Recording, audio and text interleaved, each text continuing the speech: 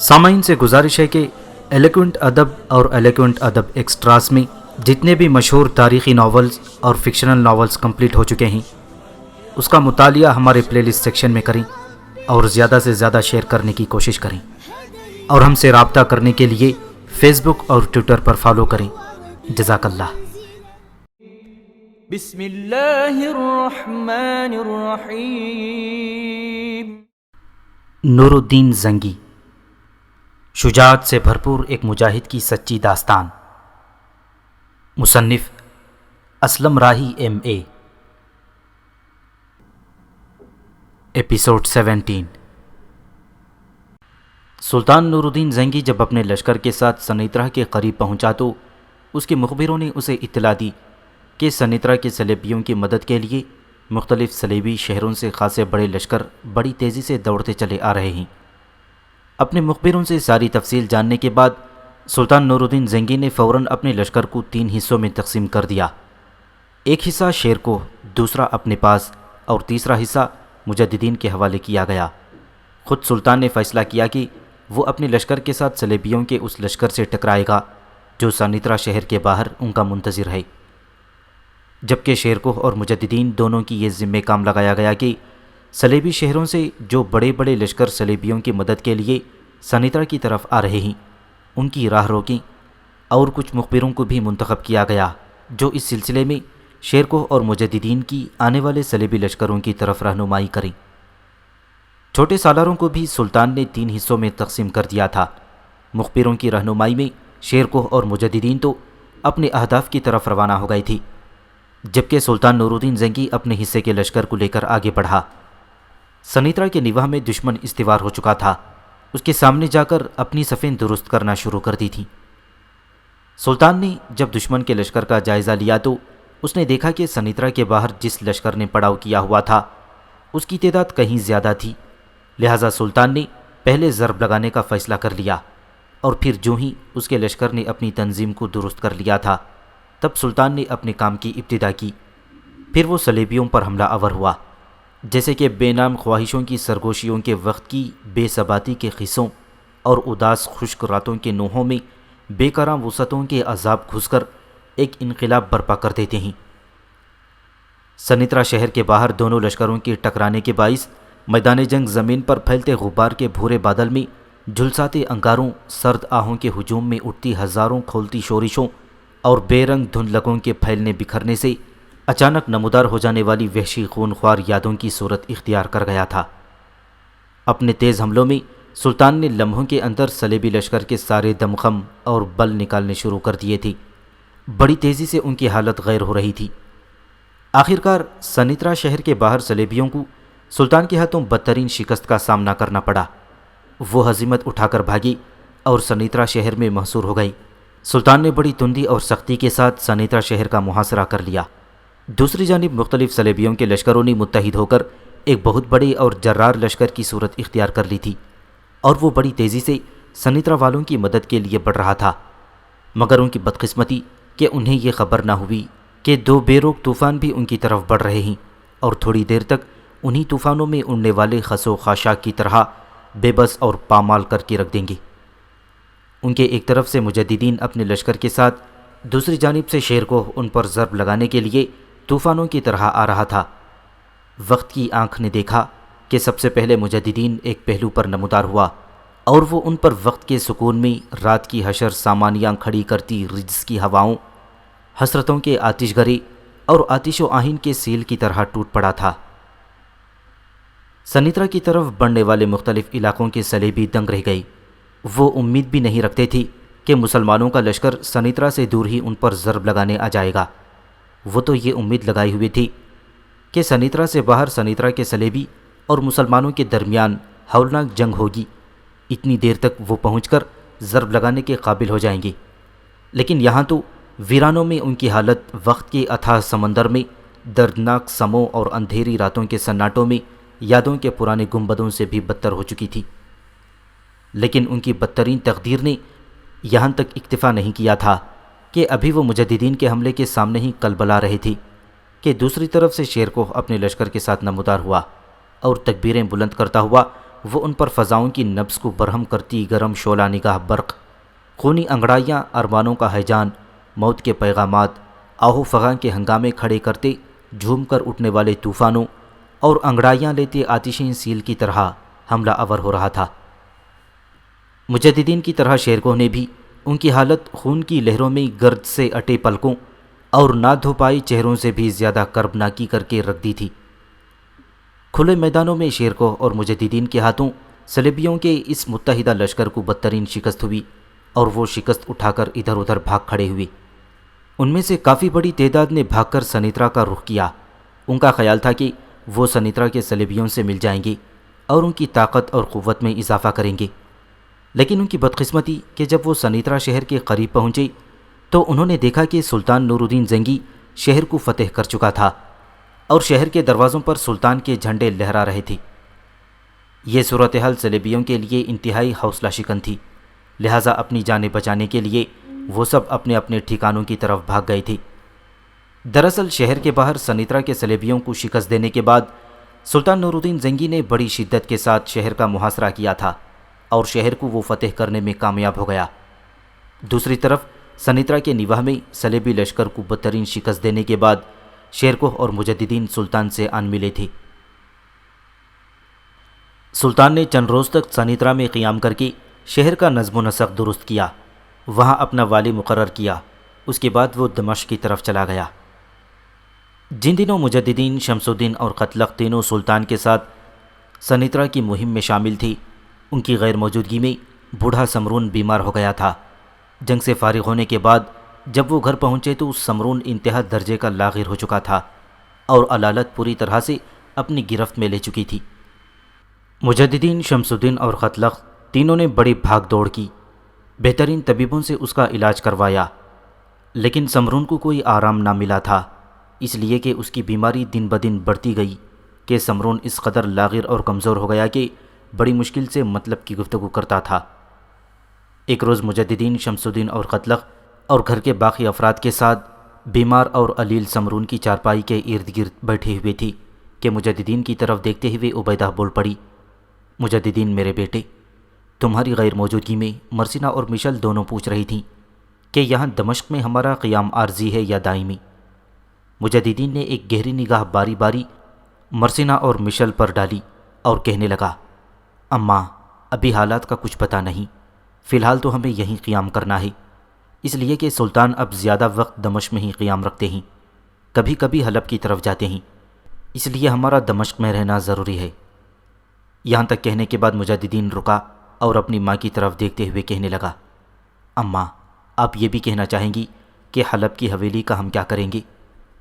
عبیدہ مسکرائی اور کہنے لگی، تم ٹھیک کہتے ہو میرے بیٹے، میرے دل میں یہ سوال ضرور اٹھتے تھے کہ ہماری حویلی اس طرح خالی پڑی ہے تو ویران کھنڈر ہو کر رہ جائے گی، کوئی اس کی دیکھ بھال کرنے والا نہیں ہوگا۔ جواب میں مجددین نے کچھ سوچا، پھر کہنے لگا، ماں، آپ کو فکر کرنے کی کوئی ضرورت نہیں، چند ہفتے اور ٹھہر جائیں، اگر یہ بات پکی ہو گئی کہ ہم نے مستقل طور پر دمشق میں قیام کرنا ہے تو پھر وہ حویلی کسی کو رہنے کے لیے دے دیں گے، جو اس کی دیکھ بھال بھی کرے گا اور اپنی رہائش بھی رکھ لے گا۔ بہرحال اس سلسلے میں آپ کو فکر مند ہونے کی ضرورت نہیں، اس لیے کہ یہاں تک کہتے کہتے مجددین کو خاموش ہو جانا پڑا، اس لیے کہ کراہتے ہاتھ کے اشارے سے سمرون نے مجددین کو اپنے قریب بلوایا۔ سمرون کی اس حالت پر مرسینہ، جمارہ، مشل، عبیرہ اور دیگر تمام لوگ پریشان ہو گئے، سب اس کے نزدیک ہو کھڑے ہوئے تھے۔ مجددین آگے بڑھا اور سمرون کا ہاتھ اپنے ہاتھ میں لیا، تب بڑی مشکل سے ہکلاتی ہوئی آواز میں اور انتہائی مدھم لہجے میں مجددین کو مخاطب کیا، مجددین میرے بیٹے، سب سے پہلے میں تیرا شکر ادا کرتا ہوں کہ تو نے ہمیں حلب لے جا کر بہترین سکونت مہیا کی، بلکہ ہم میاں بیوی کے علاوہ ہماری بیٹی جمارہ کی خوشیوں کا بھی اہتمام کیا۔ بیٹے، یہ دنیا وقت کے بگولوں کی رقص میں نادیدہ ریت کی پیاس کی تہ شدہ موسموں، جکڑوں میں زوال اور انحطاط کی لہروں سے بھی بدتر ہے۔ کہیں رات کے بھاری کیواڑوں پر دستک دیتے بے صدا عکس جیسی، کہیں یہ صداؤں کے خلاؤں میں آنے والی موسموں کی نوحہ گیری جیسی، زندگی وقت کے کالے بھاگتے لمحوں میں نیستی کے خوف اور بے بسی کے زہر جیسی بھی ہے۔ یہاں کسی کے لیے خوشیاں آہوں میں بدلتی ہیں، کہیں ستم کی آگ کا ایندھن مہیا ہوتا ہے، کہیں تعمیروں کے گلدانوں میں خار بوئے جاتے ہیں، کہیں کھلیانوں میں قحط کے ڈھیر لگتے ہیں، کہیں نشیمنوں پر بجلیاں گرتی ہیں، بس یہ کارواں رواں دواں ہے۔ بیٹے میرے بچنے کی کوئی امید نہیں، لمحوں کا مہمان ہوں۔ جو بات میں تم سے کہنا چاہتا تھا وہ یہ کہ میں نے اپنی زندگی میں کبھی ایزابیل اور جمارہ کو خوشیوں کی پیاس، دکھ کی ساعتوں، نفرت کی کراہتوں کا شکار نہیں ہونے دیا۔ بیٹے میری خصوصیت کے ساتھ باقی سب سے عمومیت کے ساتھ یہ التجا ہے کہ میرے بعد ان دونوں ماں بیٹی کا خیال رکھنا۔ شاید قضا کا قاصد مجھے حلب سے یہاں دمشق میں لے آیا ہے، شاید مجھے مر کر یہیں دفن ہونا تھا۔ ایک بار پھر آپ سب لوگوں کا ممنون اور شکر گزار ہوں گے۔ اس سے آگے سمرون کچھ نہ کہہ سکا۔ اس کی آواز دب گئی، چند ہچکیاں لیں، پھر اس کی گردن ڈھلک گئی۔ وہ ختم ہو چکا تھا۔ اس کے مرنے پر ایزابیل، جمارہ، مرسینہ، مشل اس سے لپٹ لپٹ کر رو رہی تھیں۔ شمس الدین اور مجددین غمناک آنکھوں کے ساتھ اداس بیٹھے ہوئے تھے۔ اسی روز سمرون کو دمشق میں دفن کر دیا گیا تھا۔ کوئی ایک ہفتہ بعد جب کہ سب اکٹھے بیٹھ کر ایک روز مغرب کی نماز کے بعد کھانا کھا رہے تھے کہ دروازے پر دستک ہوئی۔ اس پر چونکتے ہوئے مجددین کہنے لگا، اس وقت دستک کس نے دی ہے؟ شمس الدین اٹھ کھڑا ہوا اور کہنے لگا، بھائی فکر مند نہ ہوں، میں دیکھتا ہوں کون ہے۔ صدر دروازے تک گیا، وہاں ایک مسلح جوان شمس الدین کو دیکھتے ہی کہنے لگا، امیر مجددین کو سلطان نے فی الفور مستقر میں بلایا ہے۔ شیرکوہ بھی وہیں ہیں، دونوں بڑی بے چینی سے امیر کا انتظار کر رہے ہیں، کوئی انتہائی اہم معاملہ درپیش ہے۔ اس پر شمس الدین نے اس کا شانہ تھپ تھپایا اور کہنے لگا، جاؤ، امیر کھانا کھا رہے ہیں، وہ تمہارے پیچھے پیچھے مستقر کی طرف آ رہے ہیں۔ اس کے ساتھ ہی وہ مسلح جوان چلا گیا، جبکہ شمس الدین دروازہ بند کر کے لوٹا۔ جب وہ اس نشست کی طرف گیا تو مجددین نے اسے مخاطب کیا، کون تھا؟ شمس الدین اپنی نشست پر بیٹھ گیا، کہنے لگا، مستقر کی طرف سے ایک آدمی آیا تھا۔ سلطان اور شیرکوہ دونوں اس وقت مستقر میں آپ کا بڑی بے چینی سے انتظار کر رہے ہیں۔ جو شخص آیا تھا میں نے اسے کہہ دیا تھا کہ امیر کھانا کھا رہے ہیں، کھانا کھانے کے بعد تمہارے پیچھے پیچھے مستقر کی طرف آتے ہیں۔ اس پر مجددین فوراً اٹھ کھڑا ہوا، ہاتھ میں جو لقمہ پکڑا ہوا تھا وہ اس نے وہیں رکھ دیا۔ اس کی اس حرکت پر مرسینہ نے چونکنے کے سے انداز میں اس کی طرف دیکھا، پھر احتجاجی سے انداز میں بول پڑی، آپ اٹھ کیوں گئے ہیں؟ پہلے آرام سے کھانا تو کھائیں۔ مجددین مسکرا دیا، مرسینہ، کھانا میں کھا چکا ہوں، میں اب مستقر کی طرف جا رہا ہوں۔ نہ جانے کیا معاملہ ہے جو سلطان نے مجھے یوں اجلت میں طلب کیا ہے، اور شیرکوہ بھی وہاں ہے۔ اس موقع پر مشل فوراً اٹھی اور کہنے لگی، ان کپڑوں میں نہ جائیے گا، پہلے لباس تبدیل کر لیں۔ مجددین ذرا جھک کر لباس کی طرف دیکھا، پھر مشل کی طرف دیکھتے ہوئے کہنے لگا، کپڑے ٹھیک ہیں، کیا ہوا ہے انہیں؟ اس پر مشل فوراً آگے بڑھی، بے باکی کا مظاہرہ کرتے ہوئے مجددین کا بازو پکڑ لیا اور اسے کھینچ کر ایک طرف لے جاتے ہوئے کہنے لگی، آپ ان کپڑوں میں نہیں جائیں گے، آپ میرے ساتھ آئیں، میں آپ کو لباس نکال کر دیتی ہوں۔ مجددین چپ چاپ مشل کے ساتھ ہو لیا۔ مرسینہ بھی اپنی جگہ پر کھڑی ہو گئی، کھانا کھانا اس نے بھی چھوڑ دیا تھا۔ مشل کھینچتے ہوئے مجددین کو دوسرے کمرے میں لے گئی۔ مرسینہ بھی ان کے پیچھے پیچھے اس کمرے میں داخل ہوئی۔ اندر داخل ہوتے ہی مرسینہ نے پھر احتجاجی سے انداز میں مجددین کو مخاطب کیا، آپ نے پیٹ بھر کر کھانا نہیں کھایا۔ مجددین مسکرایا، پیار سے اس نے مرسینہ کا گال تھپ تھپایا، کہنے لگا، مرسینہ، جس قدر میں کھانا کھاتا ہوں تم جانتی ہو، اسی قدر میں کھا چکا ہوں، تمہیں فکر مند اور پریشان ہونے کی ضرورت نہیں۔ تھوڑی دیر کے بعد مجددین لباس تبدیل کر کے آیا۔ وہ تینوں اس کمرے میں گئے جہاں سب کھانا کھا کر فارغ ہو چکے تھے، پھر مجددین حویلی سے نکل گیا۔ مستقر میں جب مجددین اس کمرے میں داخل ہوا جو شیرکوہ کے لیے مخصوص تھا، تو وہاں پہلے سے سلطان نور الدین زنگی اور شیرکوہ بیٹھے ہوئے تھے۔ جو ہی مجددین اندر داخل ہوا، ہاتھ کے اشارے سے سلطان نے اسے بیٹھنے کے لیے کہا۔ مجددین جب بیٹھ گیا تب سلطان نے گفتگو کا آغاز کیا، مجددین، تمہیں اس وقت اس لیے بلایا ہے کہ شیرکوہ مصر کے متعلق گفتگو کرنا چاہتا ہے۔ دیکھو، مصر اس وقت ہمارے لیے ایک انتہائی اہم اور نازک موضوع بنا ہوا ہے۔ صلیبی بار بار اس کی کمزوریوں سے فائدہ اٹھانے کی کوشش کر رہے ہیں۔ یہاں تک کہنے کے بعد سلطان نور الدین زنگی رکا، پھر وہ دوبارہ کہہ رہا تھا، جہاں تک بیٹے مصر کی سرزمین کا تعلق ہے تو سلیبی تو پہلے ہی اس کے اندر رونما ہونے والی کمزوری کا اندازہ لگا چکے ہیں۔ شیرکوہ اور صلاح الدین دونوں چچا بھتیجا مصر کی صورتحال کو دیکھ آئے ہیں۔ شیرکوہ کا کہنا ہے کہ اب مصر میں اتنی طاقت اور قوت نہیں رہی کہ وہ اپنی آزاد حیثیت کو برقرار رکھ سکے۔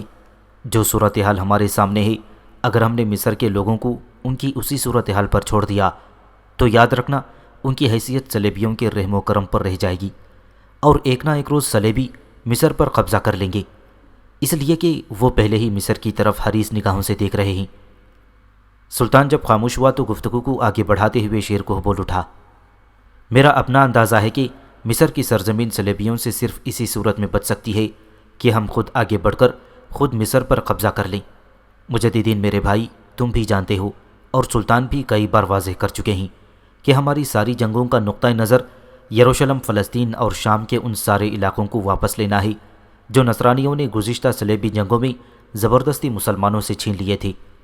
اور اگر ان دنوں خدا نخواستہ یروشلم کے بادشاہ آموری مصر کے خلاف لشکر کشی کرتے ہوئے مصر پر بھی قبضہ کر گیا اور وہاں اپنے اقتدار کو مستحکم کرنے میں کامیاب ہو گیا، تو یاد رکھیے گا یروشلم اور فلسطین کے دیگر علاقے تو پہلے ہی ان کی گرفت میں ہیں، پھر ہم ان کی طرف دیکھ بھی نہیں سکیں گے، بلکہ جب ان کا مصر پر قبضہ ہو گیا تو مصر کے گرد و نواح اور ہمسائے میں جو مسلمانوں کے بڑے بڑے شہر ہیں ان کا وجود بھی خطرے میں پڑ جائے گا۔ اسی بنا پر تمہاری آمد سے پہلے میں اس موضوع پر سلطان سے بات کر رہا تھا، اور سلطان سے میں گزارش کر چکا ہوں کہ ایک بار پھر مجھے مصر کی طرف جانے کی اجازت دی جائے۔ مصر پر ہماری گرفت ہونا انتہائی ضروری اور اہم ہے، اور اگر ہم ایسا نہیں کریں گے تو میرا دل کہتا ہے کہ ہماری اس سستی سے فائدہ اٹھاتے ہوئے ایک نہ ایک دن یروشلم کا بادشاہ آموری مصر پر قبضہ کر لے گا، اور جب ایسا ہوا تو شام سے مصر کی طرف جانے والے راستے مسلمانوں کے لیے غیر محفوظ ہو جائیں گے، اور پھر مصر میں اپنی طاقت کو مضبوط اور مستحکم کرنے کے بعد آموری اندھی ترکتاز کا طریقہ اختیار کرتے ہوئے مسلمانوں کے دیگر شہروں کے خلاف بھی یلغار کی ابتدا کر دے گا، اور ایسا ہوا تو میں سمجھتا ہوں کہ یہ مسلمانوں کے لیے انتہا درجے کی بدبختی اور بدقسمتی کا معاملہ ہے۔ شیرکوہ جب خاموش ہوا تو مجددین بول پڑا، شیرکوہ میرے بھائی، میں تمہاری اس تجویز سے مکمل طور پر اتفاق کرتا ہوں۔ میں تمہارے ان جذبات کو بھی سلام کرتا ہوں جو مصر کے متعلق تم رکھتے ہو۔ میں اس بات سے بھی اتفاق کرتا ہوں کہ اگر مصر پر صلیبیوں کا قبضہ ہوتا ہے تو چاروں طرف مسلمانوں کے لیے دشواریاں اٹھ کھڑی ہوں گی۔ میرے ذہن میں بھی ایک تجویز ہے جس کا اظہار میں آپ دونوں سے کرنا چاہتا ہوں۔ سلطان نے غور سے مجددین کی طرف دیکھا، پھر پوچھا، مجددین کیسی تجویز؟ مجددین نے کچھ سوچا پھر کہنے لگا، سلطان محترم، میں سوچ رہا تھا کہ آپ سے گزارش کروں گا کہ ہمیں صلیبیوں کی دو شہروں کی طرف متوجہ ہونا چاہیے۔ ایک حسن القراہ۔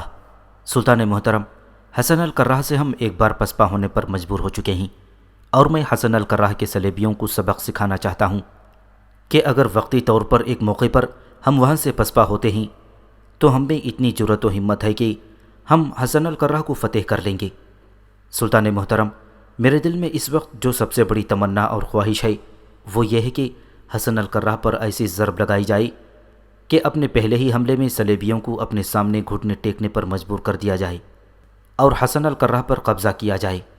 سلطان محترم، جہاں تک صلیبیوں کے مسکن حوائین کا تعلق ہے تو یہاں مقامی صلیبیوں کے علاوہ لگ بھگ 20,000 فرانسیسی نائٹ ہیں جن کے متعلق کہا جاتا ہے کہ وہ جنگ کا وسیع تجربہ رکھتے ہیں اور ناقابل تسخیر ہیں۔ میں چاہتا ہوں کہ پہلے حسن القراہ پر ضرب لگائی جائے، پھر حوائین کا رخ کیا جائے، اور وہاں جو فرانسیسی نائٹ ہیں جن کے متعلق تصور کیا جاتا ہے کہ وہ ناقابل تسخیر ہیں، ذرا ان کا بھی دمخم دیکھا جائے۔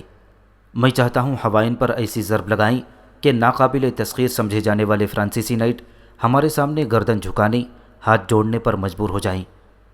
مجددین جب خاموش ہوا تو شیرکوہ توصیفی انداز میں اس کی جانب دیکھ کر کہنے لگا، مجددین میرے بھائی، میں تمہارے جذبوں، تمہارے ارادوں کی قدر کرتا ہوں اور سلام پیش کرتا ہوں۔ حسن القراہ اور حوائین واقعی دو ایسے مقام ہیں جن پر اپنی ضرب لگانی چاہیے، اور یہ کہ شیرکوہ کو خاموش ہو جانا پڑا، اس لیے کہ ان دونوں کی طرف دیکھ کر سلطان نور الدین زنگی بول پڑا تھا، میرے دونوں عزیزوں، مجھے تم دونوں کی ذات پر فخر ہے۔ تم دونوں نے جو گفتگو کی ہے اس سے میرے حوصلوں، میرے ولولوں میں نئی توانائی ابھرتی ہے۔ میں جانتا ہوں تم دونوں شعلہ زن ظلمتوں میں خیر کی آوازوں کا سیل بربادی کے بھور اور تباہی کے گھنے سناٹوں میں صداقتوں کی اڑتی آندھیوں کی طرح نمودار ہونے کی ہمت اور جرأت رکھتے ہو۔ یہاں تک کہنے کے بعد سلطان نور الدین زنگی ذرا رکا، پھر سلسلہ کلام جاری رکھتے ہوئے وہ کہہ رہا تھا، اللہ نے چاہا تو ہم مصر کی سرزمین کو وقت کے بدترین کھردرے ہاتھوں میں نہ جانے دیں گے۔ ہم یروشلم کے بادشاہ اموری کو اپنے کندھے پر اپنی خواہش کی صلیب اٹھائے مصر میں داخل ہو کر وہاں اپنی حکومت قائم نہ کرنے دیں گے۔ ہم انہیں اس قابل نہ بننے دیں گے کہ وہ امن کو مسمار کرتے ہوئے دن کی آزادی پر یلغار کرتی راتوں میں تبدیل کر دیں۔ ہم صلیبیوں کو ایسی جرأت کا اظہار کرنے کا موقع ہی نہ دیں گے کہ وہ تاریخ میں کوئی وحشتناک کی داستانیں رقم کرنے کی جرأت کر سکیں۔ سلطان تھوڑی دیر رکا، کچھ سوچا، پھر وہ دوبارہ کہہ رہا تھا، اگر مصر کے اندر ان صلیبیوں نے ہم پر وار کرنے کی کوشش کی تو وہ ہمیں بربادی کی بے قوت خونی آندھیوں اور بساط وقت میں دلوں کی دھڑکنوں کو تیز کر دینے والے طوفان کی صورت میں دیکھیں گے۔ ہم اپنی برباد ہوتی نسل کا آخری فرد بننا پسند نہیں کریں گے، اور نہ ہی صلیبیوں کو مصر کی سرزمین میں تغیر و تبدیل کا خونی انقلاب کھڑا کرنے کی اجازت دیں گے۔ اگر وہ مصر میں اپنی پوری طاقت اور قوت کو استعمال کرتے ہیں تو دہر کی اندھی ظلمت کی طرف مداخلت کرنے میں کامیاب ہو گئی تو میرے اللہ نے چاہا تو ہم انہیں مصر سے مقدلگاہ کی خواری بتا کر نکال دیں گے۔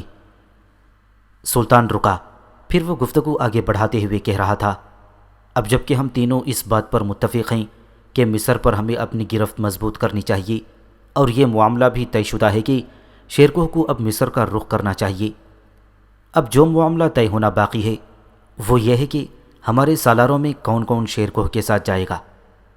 سلطان نور الدین زنگی جب خاموش ہوا تو شیرکوہ نے سلطان کی طرف دیکھتے ہوئے کہنا شروع کیا، سلطان محترم، میں نے کچھ سالاروں کے نام اپنے ذہن میں ٹھان رکھے ہیں، اگر آپ اجازت دیں تو میں ان کے نام کہوں۔ سلطان مسکرایا اور کہنے لگا، شیرکوہ، اس سلسلے میں تمہیں اجازت لینے کی ضرورت نہیں، جس کو تم ساتھ لے جانا چاہتے ہو اس کا نام کہو۔ مسکراتے ہوئے پھر شیرکوہ کہہ رہا تھا، سلطان محترم، میں چاہتا ہوں کہ حزب سابق میرا بھتیجا صلاح الدین میرے ساتھ رہے، اس کے علاوہ 2 اور سالاروں کو بھی اپنے ساتھ لے جانا چاہتا ہوں، ایک شرف الدین برغش اور دوسرا عزیز الدین جرویگ، ان دونوں کو بھی میرے ساتھ کر دیں، مجھے امید ہے کہ ہم اپنی اس مہم میں کامیاب رہیں گے۔ سلطان مسکرایا اور کہنے لگا، تم ان دونوں کو اپنے ساتھ لے جا سکتے ہو۔ سلطان خاموش رہ کر کچھ دیر سوچتا رہا، پھر اس نے شیرکوہ کی طرف دیکھتے ہوئے کہنا شروع کیا، شیرکوہ، تمہاری روانگی کے بعد ہم انتظار کریں گے، اور اگر تمہارے مصر میں داخل ہونے کے بعد صلیبیوں نے کسی قسم کی انتقامی کارروائی کرنے کی کوشش کی تو پھر ہم اپنے لشکر کو حرکت میں لائیں گے۔ ہم حسن الکراہ اور ہوائن دونوں کا ایک کے بعد دیگرے رخ کریں گے اور ان دونوں کو فتح کرنے کی کوشش کریں گے، اور اگر صلیبیوں نے مزید مصر کی سرزمینوں میں کودنے کی کوشش کی تو ان دونوں کو فتح کرنے کے بعد میں یروشلم کے بادشاہ اموری کی سلطنت میں دور تک یلغار کرتا چلا جاؤں گا۔ ایسی صورت میں اموری مصر سے نکلنے پر مجبور ہو جائے گا۔ یہ فیصلہ ہونے کے بعد سلطان نے وہ مجلس ختم کر دی، پھر اگلے روز شیرکوہ ایک لشکر کے ساتھ مصر کی طرف کوچ کر گیا تھا۔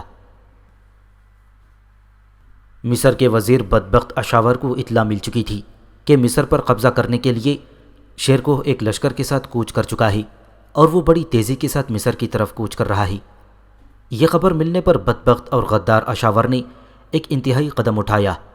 اس نے ایک تیز رفتار قاصد یروشلم کے بادشاہ اموری کی طرف روانہ کیا اور اسے اپنی مدد کے لیے مصر بلایا اور شیرکوہ کی راہ روکنے کی التجا کی۔ یروشلم کا بادشاہ اموری پہلے ہی مصر پر نظریں جمائے ہوئے تھا۔ وہ جانتا تھا کہ اکیلے مصر میں اتنی استعداد اور طاقت نہیں کہ وہ حکومت کا کاروبار چلا سکے، اور وہ یہ بھی امید لگائے ہوئے تھا کہ آج نہیں تو کل مصر پر قبضہ کرنے میں کامیاب ہو جائے گا۔ اسے امید تھی کہ اگر وہ مصر پر قابض ہونے پر کامیاب ہو گیا تو وہ مصر کے جو علاقے صلیبیوں کے قبضے میں ہیں ان کی حالت بھی مستحکم ہو جائے گی۔ اب یہاں جو صورتحال پیش آئی وہ کچھ اس طرح ہوئی کہ شیرکوہ کے مصر پہنچنے سے پہلے ہی اموری ایک بہت بڑے لشکر کے ساتھ مصر پہنچ گیا، اور اشاور نے بھی مصری لشکر کو یروشلم کے بادشاہ اموری کے ساتھ تعاون کرنے کا حکم دے دیا۔ اس طرح شیرکوہ کے مقابلے میں یروشلم کا بادشاہ اموری اور مصر کا وزیر اشاور متحد ہو گئی تھی، جبکہ مصر کا خاتمی خلیفہ العازہ ایک بت اور مجسمے کی طرح خاموش تھا، کوئی اسے پوچھتا ہی نہ تھا، نہ ہی اس کی وقت تھی، سب کچھ اس کی آنکھوں کے سامنے ہو رہا تھا، لیکن وہ کسی بھی موقع پر نیکی اور راستے کا ساتھ نہ دے رہا تھا اور نہ ہی اس میں اتنی استطاعت تھی۔ شیرکوہ فرانسیسی مقبوضات کو دائیں طرف چھوڑتا ہوا مصر میں داخل ہوا اور عتیج کے مقام پر وہ دریائے نیل کے کنارے آیا اور دریائے نیل کو عبور کر کے نیل کے مغربی کنارے جہیزہ کے مقام پر پڑاؤ کیا۔ مورخین لکھتے ہیں کہ اس مقام پر شیرکوہ نے اپنے لشکر کے ساتھ لگ بھگ 54 روز تک قیام کیے رکھا اور اپنے مخبروں کے ذریعے وہ یروشلم کے بادشاہ آموری اور مصر کے وزیر اشاور کے متحدہ لشکر کا جائزہ لیتا رہا۔ اس دوران غدار اشاور نے ایک بڑا قدم اٹھایا۔ اس نے یروشلم کے بادشاہ آموری کے ساتھ ایک تحریری معاہدہ کیا۔ اس معاہدے میں اشاور نے وعدہ کیا کہ وہ یروشلم کے بادشاہ کو جنگ سے پہلے 2 لاکھ اشرفیاں ادا کرے گا اور جنگ میں شیرکوہ کے خلاف فتح کی صورت میں مزید 2 لاکھ اشرفیاں ادا کرنے کا پابند ہو جائے گا۔ یہاں حیرت کی بات یہ ہے کہ شیرکوہ کو شکست دینے کے لیے اشاور نے یروشلم کے بادشاہ آموری کے ساتھ جو معاہدہ کیا، اس معاہدے پر مصر کے فاطمی خلیفہ العزیز نے خود اپنے ہاتھ سے دستخط کیے۔ اشاور اور نصرانیوں کے درمیان یہ معاہدہ ہو جانے کے بعد صلیبی اور مصریوں کا متحدہ لشکر شیرکوہ سے ٹکرانے کے لیے پیش قدمی کر گیا۔ دوسری طرف شیرکوہ کو بھی اس کے طلایہ گرد دشمن کی نقل و حرکت سے آگاہ کر رہی تھی۔ جب اسے خبر ہوئی کہ صلیبی موجودہ لشکر سے ٹکرانے کے لیے جہیزہ کا رخ کر رہا ہے، تب اس نے جہیزہ سے کوچ کر لیا اور بابین کے مقام پر خیمہ زن ہو گیا تھا۔ بابین کے مقام پر اس کے لشکروں نے آ کر یروشلم اور مصر کے متحدہ لشکر کی تعداد کے مطابق بیان کیا، جس سے اندازہ لگا کہ یروشلم اور مصر کی متحدہ لشکر کی تعداد شیرکوہ کے لشکر سے لگ بھگ 12 گنا زیادہ تھی۔ شیرکوہ بذات خود ایک نڈر اور بلند حوصلہ رکھنے والا سالار تھا۔ وہ تو دشمن کے اتنے بڑے لشکر سے خوفزدہ، ہراساں اور گھبرانے والا نہیں تھا، تاہم اس کے لشکریوں کو بھی خبر ہو چکی تھی کہ ان کے مقابلے میں جو لشکر آ رہا ہے اس کی تعداد اس کے لشکر کے مقابلے میں 12 گنا زیادہ ہے۔ لہٰذا شیرکوہ کو فکر دامنگیر ہوئی کہ کہیں اس کے چھوٹے اور وطن سے دور لشکر میں پھوٹ نہ پڑ جائے۔ اپنے ان خیالات سے چھٹکارا حاصل کرنے کے لیے اس نے اپنے لشکر کے تمام سالاروں کو بلا کر صحیح صورتحال ان کے سامنے رکھ دی اور آئندہ کے لیے ان سے مشورہ طلب کیا۔ لشکر کے چھوٹے سالاروں نے یہ رائے دی کہ اس اجنبی سرزمین میں اگر خدا نخواستہ ہم شکست کھا گئے تو ہمارے لیے کوئی جائے پناہ نہ ہوگی۔ یہاں کے لشکری اور کسان ہمارے خون کے پیاسے ہو جائیں گے اور وہ ہمیں چن چن کر قتل کر ڈالیں گے۔ یہ بھی مشورہ دیا گیا کہ اس قدر چھوٹے لشکر کے ساتھ اپنے سے 12 گنا لشکر کے ساتھ بھی مقابلہ کرنا دانائی سے بعید ہے، لہٰذا ہمارے لیے فی الحال بہتر یہی ہے کہ دریائے نیل کو مشرقی جانب سے عبور کر کے شام واپس چلے جائیں۔ مورخین لکھتے ہیں کہ اس موقع پر اپنے لشکریوں کا حوصلہ بڑھانے کے لیے جو سالار سب سے پہلا اٹھا وہ شرف الدین برغش تھا۔ اپنی جگہ پر کھڑا ہونے کے بعد اپنے لشکریوں کو مخاطب کر کے وہ کہہ رہا تھا، میرے عزیز ساتھیوں، اگر دشمن کی تعداد ہم سے زیادہ ہے تو ہم اس کی تعداد کو خاطر میں نہیں لائیں گے۔ اس سے پہلے بے شمار ایسے معرکے ہم نے سر کیے جن میں دشمن کی تعداد ہم سے کئی گنا زیادہ تھی اور ہم نے اس کی عددی فوقیت کی پرواہ نہیں کی۔ اگر تم آپس میں اتفاق اور تعاون رکھو تو میں تم کو یقین دلاتا ہوں کہ ہم مصر اور یروشلم کے متحدہ لشکر کے سامنے اجل کی صبح شام قضا کے تمرد کی لامحدود سعی اور کوشش بن کر نمودار ہوں گے۔ ان کی ظلمت دہر کی سی تعداد پر لہو لہو کر دینے والے بے تعبیر خوابوں کی طرح ان کے دل کے دروازوں پر دستک دیں گے۔ میرے عزیزوں، ہم کوئی لہروں سے بہتی جھاگ نہیں ہیں جسے وہ پھونک مار کر اڑا دیں۔ ہم اس قوم کے فرزند ہیں جو حلقہ در حلقہ خونی رقص کرنے کا ہنر جانتی ہیں۔ اگر تم متحد رہو، دشمن کے سامنے جم جانے کا عزم کر لو، تو میں تمہیں یقین دلاتا ہوں کہ ہم دشمن کے متحدہ لشکر کو پیس کر کھنڈروں کی بھری زمین اور لکڑی کے بوسیدہ برادے سے بھی بدتر بنا کر رکھ دیں گے۔ میرے رفیقو، دشمن کے مقابلے میں ہم کوئی ہزیمت کی گہرائیوں میں ڈوب جانے والا خواب نہیں ہیں، برسوں کی آزمائی ہوئی صداقت کی طرح رن کے سامنے آئیں گے، اور رب لا شریک نے چاہا تو ہزاروں گزن دینے والے طوفانوں اور قضا کے ستم کی آگ کی طرح ان پر غالب و فاتح بن کر رہیں گے۔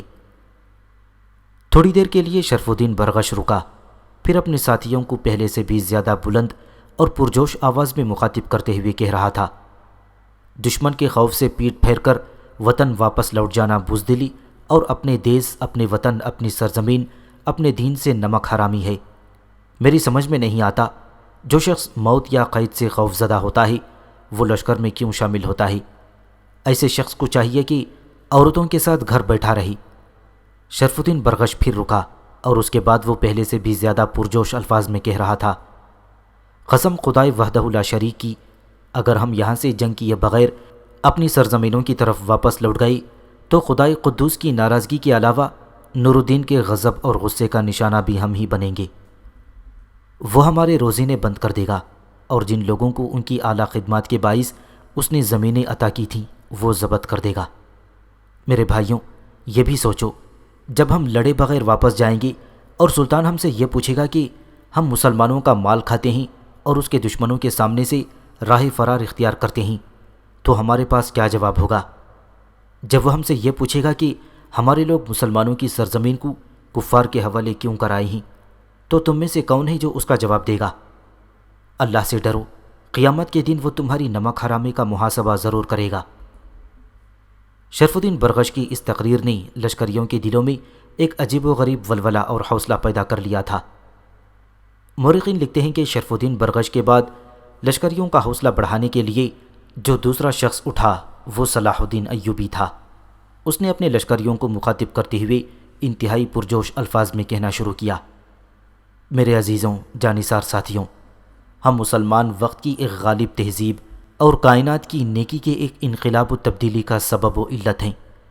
اگر تم خوفزدہ ہو کر کہ دشمن کے لشکر کی تعداد ہم سے 12 گنا زیادہ ہے تو میں تم کو یقین دلاتا ہوں کہ جس طرح سیاہ رات کے پھیلاؤں میں مرغولے داخل ہوتے ہیں ایسے ہی ہم ہزیمت، بے کیف جلن اور وقت کے بدترین مذہبوں کی موت فلک کے دشمن کی نگاہوں کو اجاڑ کر ان کے جذبوں کو خواب آلودہ کر کے رکھ دیں گے۔ یہاں تک کہنے کے بعد صلاح الدین ایوبی رکا۔ اس کے بعد اچانک وہ پھٹ پڑنے والے آتش فشانوں کی طرح کھول اٹھا تھا۔ ساتھیوں، ہم اپنی گلابی کرنوں کی شادابی سبھی بہنوں کے پاسبان، بلکہ نیلوفر کی مسحور کن خوشبو میں لپٹی خوشبوؤں جیسی اپنی بیٹیوں کے محافظ چاند کی کرنوں سے، اپنی بیٹیوں کے محافظ اور چاند کی کرنوں سے مہربان ماؤں کے رکھوالے ہیں۔ ہری گھاس کے متلاشی چرواہوں، وقت کے سنہرے حصاروں میں ہماری خوشی کا سامان کرتے کسانوں کی نگہبان ہیں۔ ہم لوگ آگ کی طرح سلک کر اپنے زاؤں کرنوں کے نقاب سے، اپنے شہروں سے، شفق کے رخساروں سے، اپنے در و بام اور سمندر سے کشادہ پیشانی رکھنے والے اپنے دیس کے ناپسپا ہونے والے نگہدار ہیں۔ میرے ساتھیوں، ہم اپنے بے کراں صحراؤں، پھولوں سے لدے تاکستانوں کے پاسبان ہیں۔ کیا تم پسند کرو گے کہ ہم یہاں بزدلی کا مظاہرہ کریں اور دشمن جھلملاتی نیلی بدنوں جیسے ہمارے شہروں میں داخل ہو کر درندوں اور وحشیوں کا کھیل کھیلیں؟ کم از کم میں کسی بھی صورت کسی دشمن کو ایسا کرنے کی اجازت نہیں دے سکتا۔ یہاں تک کہنے کے بعد صلاح الدین پھر رکا۔ پھر پہلے سے بھی زیادہ جوش اور جذبے کے ساتھ وہ کہہ رہا تھا، اصل حقیقت کو فراموش کر دو کہ دشمن کی تعداد ہم سے 12 گنا زیادہ ہے۔ اگر تم جانثاری کا مظاہرہ کرتے ہوئے اپنے آباء و اجداد کے کارناموں کو سامنے رکھتے ہوئے اپنی خود اعتمادی، اپنے جذبوں، اپنے ولولوں کو بحال رکھو تو میں صلاح الدین تمہیں یقین دلاتا ہوں کہ دشمن کے لشکر میں ہم اس طرح گھسیں گے جیسے ہدہد کے تالاب میں رقص کرتے خونی دھبے نمودار ہو جاتے ہیں، جس طرح شبنم کے قطروں کے اندر سورج کی تیز شعاعیں اپنا راستہ بناتی ہوئی گھس جاتی ہیں۔ میرے عزیز ساتھیوں، قلت اور کثرت کے اس معاملے کو فریب سمجھ کر اسے اپنے ذہنوں سے نکال دو۔ ہم تمہارے سالار تمہارے آگے آگے ہوں گے اور تمہیں یقین دلاتے ہیں کہ دشمن کے سامنے ہم الفاظ اضطراب اور ابد تک نہ تھمنے والے طوفانوں کی طرح آئیں گے اور ہر صورت میں شکست و ہزیمت اور بدبختی کو اس کا مقدر بنا رکھیں گے۔ ان الفاظ نے لشکر کے اندر ایک عجیب سا جنون، جوش و جذبہ اور ہمت و عظمت کا سما باندھ کر رکھ دیا تھا۔ سب سے پہلے عزیز الدین جرویگ اپنی جگہ سے اٹھا اور پورے جوش و جذبے سے تکبیریں بلند کرتے ہوئے دشمن کے خلاف جم جانے کا عہد کرنے لگے تھے۔ صلاح الدین کے خطاب کے بعد عزیز الدین جرویگ کی تکبیریں بلند کرنے اور پھر مختصر سے لفظوں میں اپنے لشکر کے جذبات ابھارنے کے باعث لشکریوں کے اندر جوش کا ایک طوفان اٹھ کھڑا ہوا تھا۔ سارے لشکری اپنی برہنہ تلواریں فضاؤں میں بلند کرنے کے لیے اور یروشلم کے متحدہ لشکر کے خلاف جان کی بازی لگانے کے لیے نعرے بلند کر رہی تھی۔ یہ صورتحال وہی تھی جو شیرکوہ چاہتا تھا۔ اپنے لشکریوں کی یہ حالت دیکھتے ہوئے اس کے چہرے پر بڑی خوشگوار مسکراہٹ پھیلی۔ پھر اس نے صلاح الدین، شرف الدین برغش اور عزیز الدین جرویگ کو اپنے پاس بلوایا۔ تینوں جب اس کے پاس آئے تو انہیں مخاطب کر کے شیرکوہ کہنے لگا، میرے عزیزوں، میں لشکر کی ترتیب میں کچھ تبدیلی کرنے والا ہوں۔ یہ تو طے شدہ ہے کہ ہم دشمن سے ایسے ٹکرائیں کہ اس کی ساری قوت کو پاش پاش کر کے رکھ دیں۔ معمول کے خلاف اس بار اپنے بھتیجے صلاح الدین ایوبی کو قلب لشکر کا کماندار بناتا ہوں۔ خود میں میمنہ میں رہوں گا، میرے ساتھ عزیز الدین جرویگ ہوگا، جبکہ شمس الدین تمہاری کمانداری میں میسر رہے گا۔ میرے عزیزوں، میں ایک عرصہ صلیبیوں کے ساتھ برسر پیکار رہا ہوں۔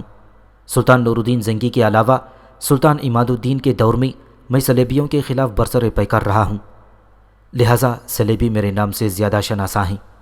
وہ یہی خیال کریں گے کہ میں قلب لشکر میں موجود ہوں، لہٰذا وہ لشکر کے اسی حصے پر اپنا پورا دباؤ ڈالنے کی کوشش کریں گے۔ صلاح الدین میرے بیٹے، جب دشمن ایسا کرے، اس لیے کہ قلب میں نہیں ہوں، تم ہوگے، جب تم دیکھنا کہ دشمن اپنا پورا دباؤ تم پر ڈال رہا ہے تو تم آہستہ آہستہ پیچھے ہٹنا شروع ہو جانا۔ دشمن یہ خیال کریں گے کہ شیرکوہ نے پسپائی اختیار کر لی۔ وہ ایک دم یہ بھی سوچیں گے کہ جب شیرکوہ پسپائی اختیار کرے گا تو اس کے دائیں بائیں جو کماندار ہوں گے وہ آپ سے آپ پسپائی اختیار کر کے بھاگ کھڑے ہوں گے۔ اب جب تم پیچھے ہٹنا شروع ہو جاؤ گے تو ظاہر ہے دشمن آگے بڑھے گا۔ اس موقع پر دائیں بائیں طرف سے اور شرف الدین برغش تھوڑا سا پہلوؤں کی طرف سے ہٹتے ہوئے تمہیں پیچھے دھکیلنے والے لشکریوں کو اپنے آگے بڑھنے کے لیے مزید جگہ دیں گے۔ ان کے زیادہ سے زیادہ لشکری آگے بڑھائیں گے۔ پھر جب میں دیکھوں گا کہ دشمن اب ہماری گرفت میں آ گیا ہے، تب تکبیریں بلند کرتے میں اپنے کام کی ابتدا کروں گا۔ میری تکبیروں کے جواب میں شرف الدین برغش بھی ایسا ہی کرے گا۔ اس کے بعد دائیں جانب سے میں اور بائیں جانب سے برغش دشمن پر ضرب لگائیں گے۔ تب ہم دشمن کے پہلوؤں پر دور تک یلغار کرتے چلے جائیں گے۔ اس کے بعد دشمن کے لشکر کا وہ حصہ جو کافی آگے بڑھ گیا ہوگا، صلاح الدین تم اس پر اچانک حملہ آور ہونا، اور میرے خیال میں تم اس لشکر کو برباد کرنے میں کامیاب ہو جاؤ گی۔ شرف الدین برغش، صلاح الدین اور عزیز الدین جرویگ تینوں نے شیرکوہ کی اس ترکیب سے اتفاق کیا۔ پھر وہ اپنے اپنے حصوں کے لشکر کو حرکت میں لاتے ہوئے دشمن کے لشکر کے عین سامنے آ کھڑے ہوئے۔ جب دونوں لشکروں نے اپنی صفیں درست کر دیں تب حملے کی ابتدا صلیبی اور مصر کے متحدہ لشکر نے کی، اور وہ شیرکوہ کے لشکر پر ٹوٹ پڑے تھے۔ شیرکوہ کے اندازے درست ثابت ہوئے۔ دشمن یہ خیال کر رہا تھا کہ مسلمانوں کے لشکر کی کمانداری شیرکوہ کر رہا ہوگا، لہٰذا اس پر دباؤ ڈالو۔ اگر اس پر پسپائی کا دور ہوا تو مسلمانوں کی شکست اور صلیبیوں کی کامیابی یقینی ہو جائے گی۔ سو انہوں نے قلب لشکر پر اپنی ساری توانائی صرف کر دی۔ لیکن دشمن کی بد نصیبی کہ قلب لشکر میں اس وقت شیرکوہ نہیں صلاح الدین ایوبی تھا۔ جس وقت قلب لشکر پر زور پڑا تو شیرکوہ کی تجویز کے مطابق تھوڑی دیر تک دشمن کے حملوں کے روکنے کے بعد صلاح الدین نے اپنے لشکر کے ساتھ پیچھے ہٹنا شروع کر دیا۔ اس کے پیچھے ہٹنے کی عمل کے ساتھ ہی شیرکوہ اور شرف الدین بھی اپنے لشکر کو پہلو کی طرف ہٹانے لگے۔ اس طرح صلیبیوں کو آگے قلب پر ضرب لگانے کے لیے کافی جگہ میسر آ گئی تھی۔ جس وقت صلاح الدین ایوبی کے لشکر کے ٹکراؤ سے صلیبی آگے بڑھ گئی تب شیرکوہ نے اپنے کام کی ابتدا کی۔ سب سے پہلے اس نے بے جہت اور بے مہار کر دینے والی آندھیوں اور ابتلاؤں بھرے گرداب کی طرح گھستا چلا گیا تھا۔ شیرکوہ کے ساتھ ہی ساتھ بالکل اسی کے انداز میں شرف الدین برغش نے اپنے کام کی ابتدا کی۔ اس نے پہلے تلواروں کے ساز پر رقص کرتی بجلیوں اور ظلمات میں جوش مار کر ابھرتے آوازوں کو تحلیل کرتے انتقام کی طرح ٹوٹ پڑا تھا۔ شیرکوہ دائیں جانب سے دشمن کے لشکر میں گھسنا شروع ہو گیا تھا، جبکہ شرف الدین اسی کے انداز میں بائیں جانب سے لمحوں کی بے روک یورش، عذابوں کے خونی قصوں اور سزاؤں کی ہولناک داستانوں کی طرح اپنے سامنے آنے والے صلیبیوں کو کاٹتا ہوا ان کے اندر گھستا چلا گیا۔ شیرکوہ اور شرف الدین برغش دونوں کے حملہ آور ہونے کے باعث اب صلاح الدین ایوبی نے اپنے کام کی ابتدا کرنی تھی، اور اس نے اپنے کام کی خوب ابتدا کی۔ اس نے جب دیکھا کہ اس کا چچا شیرکوہ اور دوسرا سالار شرف الدین برغش بہترین انداز میں اپنا کام کر چکے ہیں، تب اس نے بھی جذبوں کو عیاں کرتے ہوئے اپنے ہونے کا ادراک دیتے جنگل کے فتنوں کی طرح تکبیریں بلند کیں۔ پھر وہ صلیبیوں کے اس لشکر پر جو کافی آگے بڑھ آیا تھا اور جس پر پہلوؤں پر شیرکوہ اور شرف الدین برغش کاری ضرب لگا چکے تھے، وہ بھی اس لشکر پر بھڑکتی آگ کی طرح حملہ آور ہو گیا تھا۔ صلاح الدین ایوبی کا یہ حملہ ایسا زوردار تھا کہ صلیبیوں کا جو لشکر کافی آگے بڑھ گیا تھا اسے اس نے کاٹنا اور ان کی تعداد کو بڑی تیزی کے ساتھ کم کرنا شروع کر دیا تھا۔ وقت کی آنکھ نے دیکھا کہ بڑے بڑے خودسر صلیبی میدان جنگ میں سرنگوں ہونا شروع ہو گئی تھی۔ صلیبی حیران و پریشان تھے۔ وہ تو یہ امید لگائے ہوئے تھے کہ لمحوں کے اندر وہ اپنے سے 12 گنا کم لشکر کو لپیٹ اور ادھیڑ کر رکھ دیں گے، لیکن یہاں وہ چھوٹا سا لشکر ان کے سامنے لامتناہی فضاؤں میں دردناک سموں سے جمتے ہوئے گناہوں کے سیاہ ہیولوں میں حشر برپا کرتا چلا جا رہا تھا۔ مٹھی بھر لشکری اپنے سالاروں کی سرکردگی میں اور کڑی دھوپ میں پتھر اور فولاد کی سنگین چٹانیں ثابت ہو رہی تھی۔ ساتھ ساتھ ہی انہوں نے اپنے لشکر کا بھی جائزہ لیا۔ ان کی اپنی حالت دلوں کی کٹھورتا میں چتا کی سلگتی آگ کی طرح ہو گئی تھی۔ مسلمانوں کے عظیم سپہ سالار شیرکوہ کی عسکری چال بڑی کارگر ثابت ہوئی تھی۔ جنگ کے آغاز سے ہی نصرانیوں نے جو قلب لشکر پر زور ڈالتے ہوئے آگے بڑھنے کی کوشش کی تھی اور انہیں یہ آگے بڑھنا انتہائی مہنگا پڑا تھا، وہ تو اس ظام میں آگے بڑھتے تھے کہ قلب لشکر میں شیرکوہ ہوگا جسے بڑی آسانی سے پسپا کر کے جنگ جیت لیں گے، لیکن انہیں لینے کے دینے پڑ گئے تھے۔ اس طوفان اور ہولناک جنگ میں مورخین لکھتے ہیں کہ نصرانی اور مصری سپاہی موت کے گھاٹ اتار دیے گئے۔ کئی بار صلیبی اور مصری لشکریوں نے آگے بڑھ کر کاری ضرب لگاتے ہوئے شیرکوہ، شرف الدین برغش اور صلاح الدین ایوبی کو پسپا کرنا چاہا، لیکن انہیں ہر بار ناکامی کا منہ دیکھنا پڑا اور ہر بار نصرانیوں کے آگے بڑھنے والی جمعیت کے حواس پراگندہ کر دیے گئے اور وہ پسپائی پر مجبور ہو گئی۔ یوں میدان جنگ میں شیرکوہ کے چھوٹے سے لشکر نے اپنے سے 12 گنا زیادہ تعداد اور قوت رکھنے والے صلیبی لشکر کو ہولناک اور بدترین شکست دی۔ مورخین شیرکوہ کی اس عظیم الشان فتح پر انگشت بدنگاہ تھے کہ کس طرح اس نے ایک چھوٹے سے لشکر کے ساتھ نصرانیوں اور صلیبیوں کے جرار اور عظیم الشان لشکر کو ذلت آمیز اور بدترین شکست سے دوچار کر دیا۔ صلیبیوں اور شیرکوہ کی جنگ سے متعلق مشہور فرانسیسی مورخ ریچرڈ لکھتا ہے کہ مصر کے اندر برپا ہونے والے معرکوں نے ثابت کر دیا کہ بلا شبہ شیرکوہ ایک عظیم اور ماہر سالار ہے۔ مشہور مسلمان مورخ علامہ ابن اثر انتہائی جوش اور جذبے کے ساتھ لکھتے ہیں کہ شیرکوہ نے ایک چھوٹے سے لشکر کے ساتھ نصرانیوں اور مصریوں کے زبردست لشکر کے جس طرح پرخچے اڑا دیے، اس کی بہت کم مثال تاریخ عالم میں ملتی ہے۔ اس شاندار فتح کے نتیجے میں شیرکوہ چھوٹے سے لشکر کے ساتھ سعید سکندریہ تک قابض ہو گیا تھا۔ سکندریہ میں اس نے اپنے بھتیجے صلاح الدین ایوبی کو نظم و نسق کے لیے چھوڑا اور خود بالائی مصر کا مالیہ وصول کرنے کے لیے سعید کے علاقے میں چلا گیا۔ صلیبیوں اور مصریوں کے متحدہ لشکر نے شیرکوہ کے ہاتھوں شکست کھانے کے بعد قاہرہ کا رخ کیا تھا۔ قاہرہ پہنچ کر انہوں نے جنگ کے لیے ساز و سامان تیار کرنا شروع کر دیا۔